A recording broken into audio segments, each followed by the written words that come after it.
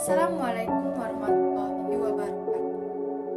Perkenalkan, nama saya Nurul Sakinah, NIM 19651013, Prodi Ilmu Al-Quran dan Tafsir semester 4. Pada kesempatan kali ini saya akan menyampaikan materi Kitab Tarjuman Al-Mustafid karya Abdurrauf As-Singkili. Yang pertama yaitu mengenai biografi Syekh Abdurrauf As-Singkili. Nama lengkap beliau adalah Aminuddin Abdurrauf bin Ali Al-Jawi Al-Fansuri As-Singkili. Sering disebut Abdurrauf As-Singkili. Beliau lahir pada tahun 1024 Hijriah atau 1615 Masehi di Singkili, Banda Aceh. Beliau merupakan ulama besar Aceh yang terkenal dan memiliki pengaruh besar dalam penyebaran agama Islam di Sumatera dan Nusantara. Sebutan gelarnya yang juga terkenal ialah Tauku Syah Kuala. Menurut riwayat masyarakat, keluarganya berasal dari Persia yang datang dan menetap di Singkel pada akhir abad 13. Pada usia muda, beliau mendapat pendidikan pertamanya dari ayahnya sendiri. Ayahnya adalah Syekh Ali Al-Fansuri yang memiliki hubungan saudara dengan Hamzah Fansuri, seorang penyair dan ulama sufi ternama dunia Melayu. Sang ayah pun merupakan ulama ternama di Aceh pada saat itu. Beliau juga belajar pada ulama-ulama di Fansur dan Banda Aceh. Kemudian beliau pergi menunaikan ibadah haji di Mekah. Dalam lawatannya ke Timur Tengah, beliau menuntut ilmu pada ulama-ulama di Doha, Qatar, Yaman, Jeddah, dan kemudian menetap lebih lama di Mekah dan di Madinah. Disebutkan beliau berguru pada 19 ulama di berbagai ilmu agama, ditambah 27 ulama yang berhubungan akrab dengannya. Salah satu gurunya ialah Ahmad Qoshashi yang mengajarkan ilmu tasawuf. Guru tersebut wafat saat Abdurrauf As-Singkili masih belajar padanya. Kemudian Syekh Qoshashi digantikan muridnya yaitu Ibrahim Al-Qurani. Dari murid Syekh Al-Qoshashi inilah Abdurrauf As-Singkili mendapat izin untuk mengajar dan mendirikan sekolah di Aceh setelah 19 tahun belajar di Haromain, ditambah mengantongi banyak izin dari ulama. Abdurrauf As-Singkili pun pulang ke Aceh dan mulai mengajar. Syekh Abdurrauf As-Singkili diperkirakan kembali ke Aceh sekitar tahun 1661 Masehi dan mengajar serta mengembangkan tarekat Sataria yang diperolehnya. Abdurrauf As-Singkili diangkat sebagai mufti pada masa pemerintahan Sultanah Safiyatuddin Tajul Alam. Ia juga diangkat menjadi ulama besar bergelar Syekh Jami'ah Ar-Rahman. Ia pun kemudian sibuk mengajar dan menjadi hakim Kesultanan Aceh. Sekitar 30 tahun Syekh Abdurrauf As-Singkili bergelut di bidang tersebut, mengajar dan menjadi hakim. Syekh Abdurrauf As-Singkili meninggal dunia pada tahun 1693 Masehi. Beliau dimakamkan di samping masjid yang dibangunnya di Kuala Aceh. Karya-karya Abdurrauf As-Singkili yaitu yang pertama Tarjuman Al-Mustafid, yang kedua Umdat Al-Muhtajin ila Sulu Masla Al-Mufrodin, yang ketiga yaitu Mirat Al-Tulab fi Tasil Ma'rifah Al-Ahkam Al-Syar'iyah Al-Mulkil Al-Wahab, yang keempat yaitu Syair Makfirat, yang kelima Sirat Al-Mustaqim, dan yang keenam yaitu Kifayatul Al-Muhtajin ila Masyrah Al-Muwahhidi Al-Qoilin Biwihadul Wujud. Yang selanjutnya yaitu mengenai sejarah penulisan kitab Tarjuman Al-Mustafid. Abdurrauf As-Singkili menulis tafsir Tarjuman Mustafid ini ketika ia menjalani perannya sebagai Qodhi Malik Al-Adil atau Mufti di Kesultanan Aceh. Perannya tersebut memberinya wewenang yang cukup luas dan tanggung jawab yang besar di bidang keagamaan. Memang tidak ada sumber tertulis maupun penelitian yang menyebutkan alasan Abdurrauf As-Singkili menulis tafsir ini. Namun melihat kondisi masyarakat Aceh ketika itu sangat menginginkan adanya sumber atau rujukan agama khususnya berbahasa Melayu. Di sisi lain, masyarakat juga diharapkan pada problem-problem yang muncul akibat adanya penafsiran-penafsiran sufistik yang dikembangkan oleh golongan Wahdat al-Wujud. Paham Wahdat al-Wujud di Aceh dibawa oleh dua ulama besar yang masyhur, yaitu Hamzah al-Fansuri dan Samsuddin al-Sumatrani. Dua ulama ini memainkan peranan yang sangat penting dalam membentuk pemikiran dan praktik keagamaan Muslim Melayu Nusantara pada paruh pertama abad ke-17. Secara historis, tidak banyak data yang menjelaskan kehidupan kedua tokoh ini, namun mereka adalah penulis yang produktif, banyak menghasilkan karya-karya dan gagasan-gagasan syarat dengan nuansa mistis.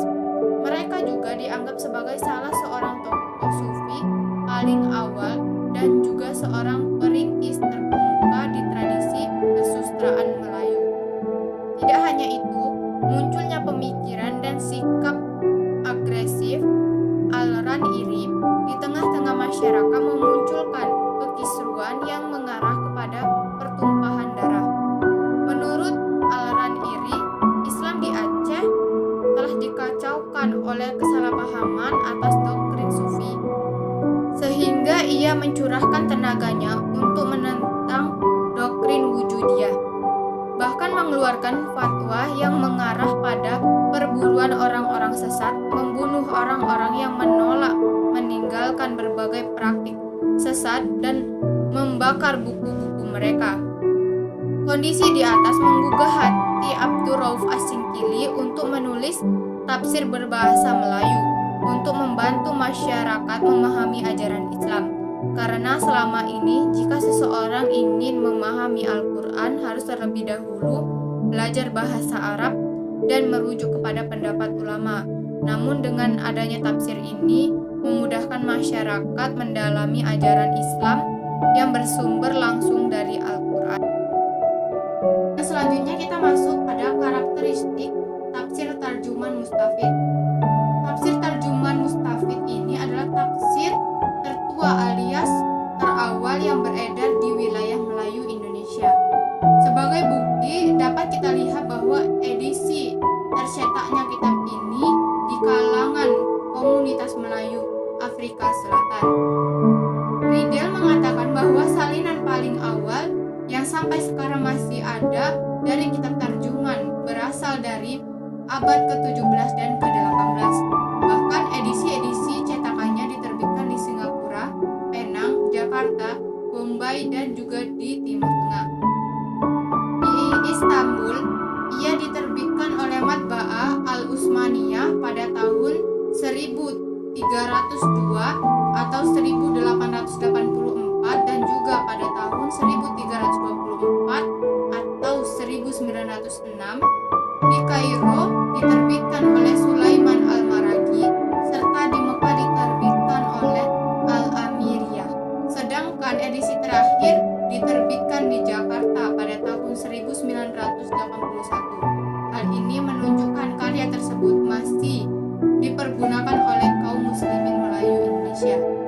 Salah seorang pakar yang bernama Jones mengatakan bahwa dalam tafsir tarjuman mustafid mengandung suatu petunjuk dalam